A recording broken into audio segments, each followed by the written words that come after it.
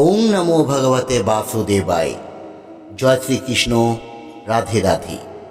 নমস্কার দর্শক বন্ধুরা, আশা করি ঈশ্বরের কৃপায় আপনারা সকলে খুব ভালো আছেন এবং সুস্থ আছেন।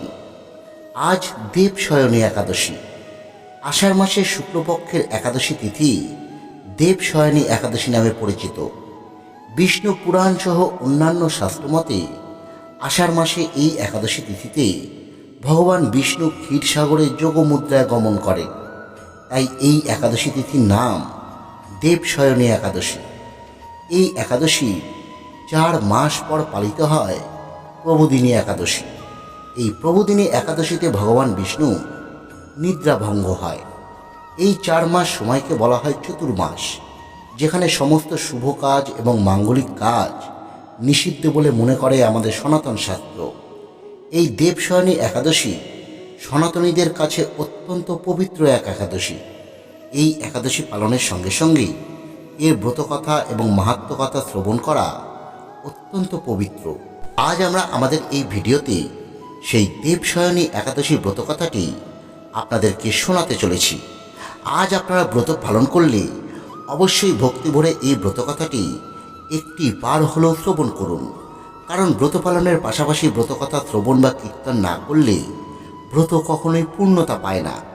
যদি কোনো কারণবশত আজ ব্রত পালন করতে না পারেন, তাহলেও আজ একটি বার হলেও এই শয়ন একাদশী ব্রতকথাটি শ্রবণ করুন, কারণ ব্রত পালন না করলেও শুধু ব্রতকথা শ্রবণ করলেও ব্রতের পূর্ণ ফল অনেকাংশেই লাভ করা যায়।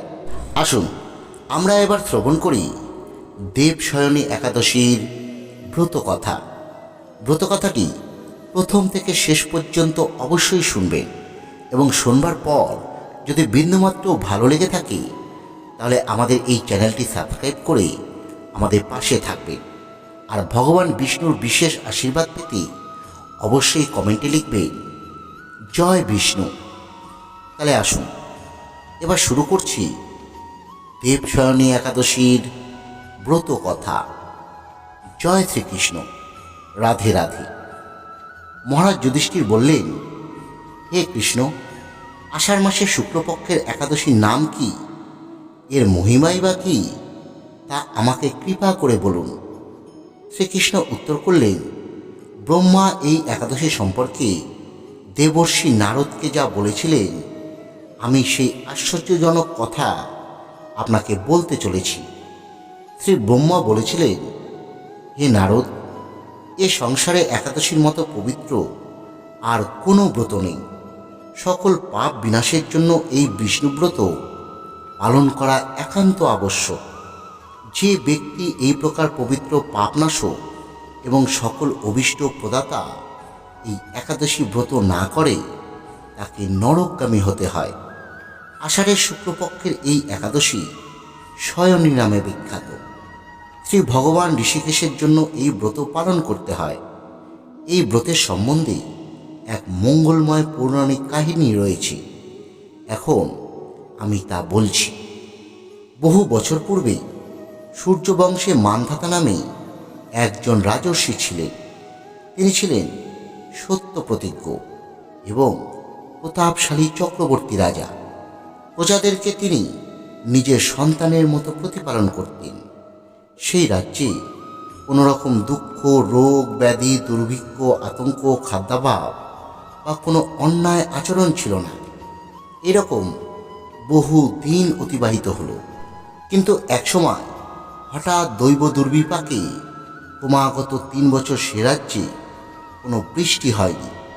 দুর্ভিক্ষের ফলে সেখানে দেবতাদের উদ্দেশ্যে দানমন্ত্রে স্বাহা স্বাধা ইত্যাদি শব্দ বন্ধ হয়ে গেল। এমনকি বেদপাঠও ধীরে ধীরে বন্ধ হলো। তখন প্রজারা রাজার কাছে এসে বলতে লাগলো, মহারাজ, দয়া করে আমাদের কথা শুনুন। শাস্ত্রে জলকে নার বলা হয়, আর সেই জলে ভগবানের অয়ন অর্থাৎ নিবাস। তাই ভগবানের এক নাম নারায়ণ। মেঘরূপে ভগবান বিষ্ণু সর্বত্র বাড়ি বর্ষণ করেন। সেই বৃষ্টি থেকেই অন্ন এবং অন্ন খেয়ে প্রজাগণ জীবন ধারণ করেন। এখন সেই অন্নের অভাবে প্রজারা ক্ষয়প্রাপ্ত হচ্ছে। অতএব হে মহারাজ, আপনি এমন কোনো উপায় অবলম্বন করুন যাতে আপনার রাজ্যে শান্তি এবং কল্যাণ সাধন হয়। রাজা মান্ধাতা বললে, তোমরা ঠিকই বলেছ। অন্ন থেকে প্রজার উদ্ভব, অন্ন থেকেই প্রজার পালন। তাই অন্নের অভাবেই প্রজারা বিনষ্ট হয়, আবার রাজার দোষেও রাজ্য নষ্ট হয়। আমি নিজের বুদ্ধিতেই আমার নিজের কোনো দোষ খুঁজে পাচ্ছি না, তবুও প্রজাদের কল্যাণের জন্য আমি আপ্রাণ চেষ্টা করব।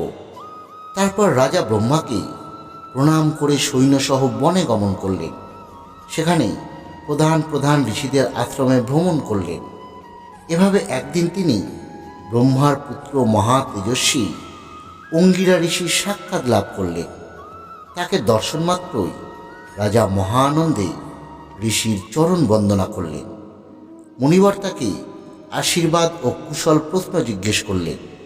রাজা তখন তার বনে আগমনের কারণ সবিস্তারে ঋষির কাছে জানালেন।